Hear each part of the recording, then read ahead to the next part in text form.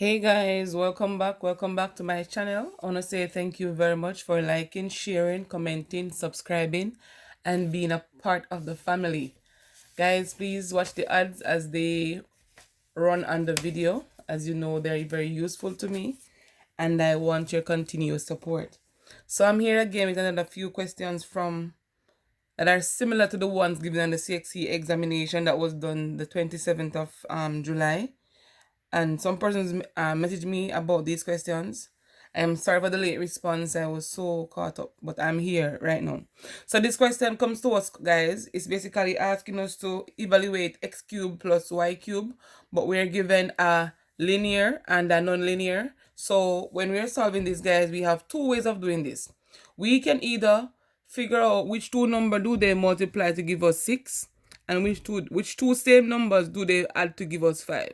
And once you see multiplication to give us one number and addition to give us another number, we know we can solve this simultaneously as well using the AC method. But under exam condition, guys, if you didn't know how to, if the quadratic or the simultaneous didn't come to your mind, you can go ahead and figure it out just by maybe getting two random numbers. And so if we think about the number 6, guys, two numbers that we multiply to give us 6, you could say 1 and 6, you could say 2 and 3, 2, the same thing.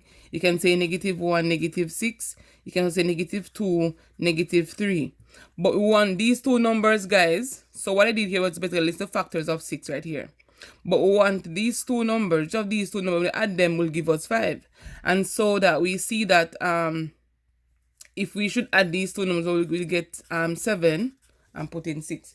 We'll get 7 if we should add the next two numbers, 2 and 3, we will get 5. If we should add these two numbers, -7, these two numbers are -5. So right here, we see that basically using 3 and 2. All right. So what we do, guys, is basically identify that I'm going to be working the multiplication part first. Xy is equal to 6. Let's say we're using 3 and 2. Since as we're multiplying, we can put any one front and behind, it doesn't matter. So we're gonna say 2 times 3 to give us 6. And if we're adding, but here I'm just basically proving to you that it's actually correct. So 6 equals 6, 5 is equal to 5, hence it's balanced. Alright? So using 3 and 2, we can get the answer that we need. But we have to evaluate x cubed plus y cubed. So again, anyone can be x, anyone can be y. In this case, I'm going to say x is 2. So it's going to be 2 cube plus 3 cube. All right. So 2 cube is 2 times 2 times 2. 3 cube, the same thing. 3 times 3 times 3. That will give us 8, and that will give us 27. If you add these two, you should get 35 for your answer. What if you wanted to use the 3 and 2 instead? It should give you the same answer. We know if you multiply, I get the same 5, so I won't be doing that part over. But I'm going to be doing the part where you do the substitution into the given expression. So let's say x is now 3. So we're going to say 3 cube, and y is 2 cube. That gave us 8, that gave us 27, and that gave us the same answer. All right. But I know for years you'd had negative and positive numbers going on. So -3, +2 for the one that you got at the exam should give you the same answer. Let's say you guys couldn't figure out all of that under the exam condition, and you went ahead and did the question simultaneously. Again, guys, it should give you the same answer, and I am going to explain that to you. So given a linear and a non-linear, guys, we have to use a substitution method. Most persons don't like this method, but we have to use the substitution method. So we have to analyze the first one, xy, the product of the two. Xy is equal to 6, and x plus y is equal to 5. We have to make x or y the subject here to be able to substitute it into the linear one. So here we're going to make x the subject. So yeah, we're gonna make x the subject. So I'm wondering, I should use the linear and put it in the non-linear. All right, it makes it easier. So let's use the linear. So Here we're gonna say x is equal to 5 minus y. All right, so we're gonna substitute x equal 5 minus y into xy equals 6. Normally you have to say equation 1, equation 2. Here I did not do that. I can do that right now. All right, into this one. So in where I see x, I'm gonna put 5 minus y. So 5 minus y here times y is equal to 6. I'm going to be distributing the brackets. So I'm going to have 5y minus y squared is equal to 6. I want this to be a quadratic because I see that the highest power of y here is 2, but it's a negative y squared. I want it to be a positive. I'm going to multiply the entire thing by negative 1. All right. So I'm going to multiply the 5 by negative 1, and so I'm going to put it in the ax squared plus b x plus c form. So find negative 5y plus y squared is equal to a negative 6. Alright, so y squared minus 5y plus 6 is equal to 0. What I did here was to make this into an equation that says ax squared plus bx plus c is equal to 0. So I brought over the 6 and turned it into a quadratic. From here, I can use the AC method to go ahead and solve. All right.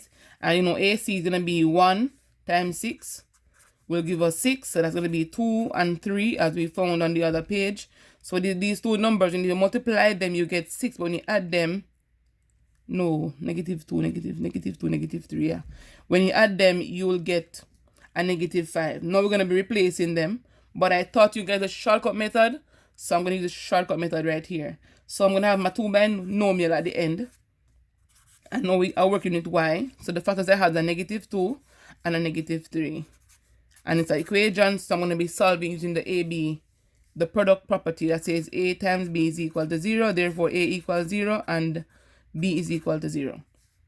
So right here, I'm going to say y minus 2 is equal to 0. So y is equal to 2. And y minus 3 is equal to 0. So y is equal to 3. Again, we have two values of y, guys. We can choose to use any of them to find the value of x. So here y is equal to 2 and y is equal to 3. I'm going to use y equal 3 and to find the value of x. Using this, you can put it in either the first into the given one, the product of x, y, or the sum of x plus y, or the one that says x is equal to 5 minus y. It's up to you how you want to do this one, guys. So I am going to go ahead and put it into the sum. So x plus y is equal to 5. X plus 3 is equal to 5.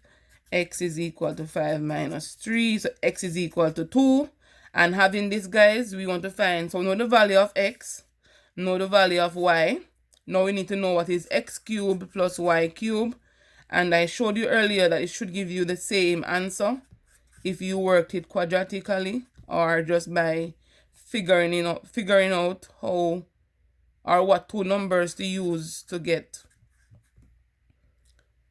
6 when you multiply them, and they may get 5. So again, guys, the answer, we're not seeing this one, my bad.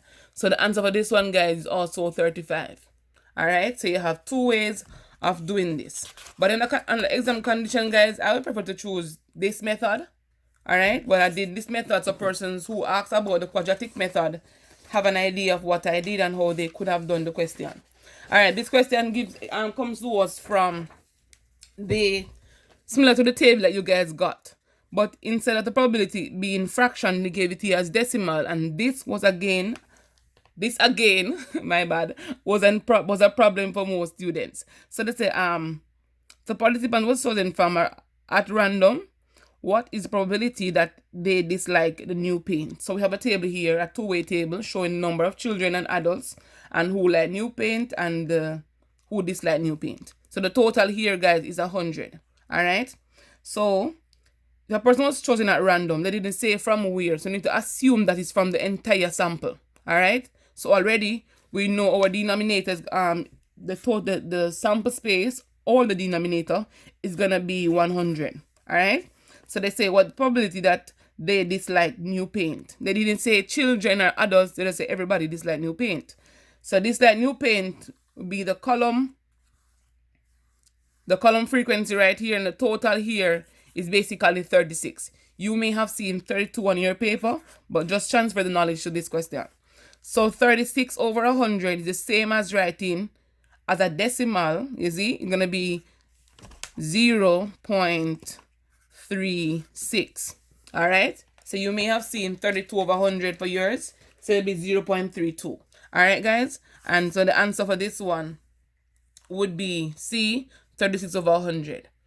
And I hope you did the correct thing on the paper. So this question comes to us from hire purchase. So a housewife purchased a video recorder for $235. It bought an hire purchase, a deposit of $70 need to be made, followed by 10 monthly payment of $19. How much is saved by buying the item cash? So we know hire purchase is basically deposit or the down payment plus the amount payable. And the amount payable basically tells you how long you're going to pay for it and how much you're going to pay. So the deposit they want here is $70. So the deposit is $70. The amount payable, how much you're going to pay? $19. For how long? For 10 months. So for the amount payable, it's going to be 10 times 19. All right? And if you were on my channel prior to the exam, you'll have an idea how to do these questions because I did them. So this one, guys, we say amount payable plus, yeah. So it's going to be 70 plus these two will give us 190. If you add them, 9 plus 7 or 60 to give you $260. So if you buy the item and hire purchase, you'll pay $260. But if you bought the item cash, you'd pay $235. So you know they're going to pay more for hire purchase. So they're asking us how much a person would save if the person buy the item cash. So basically they want the difference between the hire purchase and the cash price. So we basically have to say the difference is equal to $260. So the hire purchase minus the CP. $260 minus the $235, and the person will eventually save $25 if they bought the item cash. And that was a very nice question. And I did these questions like these when I was doing the multiple choice with the students. And so I hope you guys did the right thing. Guys, I was so worried for you all. But when I glanced through the paper, I'm like, yeah, they're on the right track. And even this question, guys, that came to us from overtime. You saw me stretching overtime on the paper when we were doing the practice.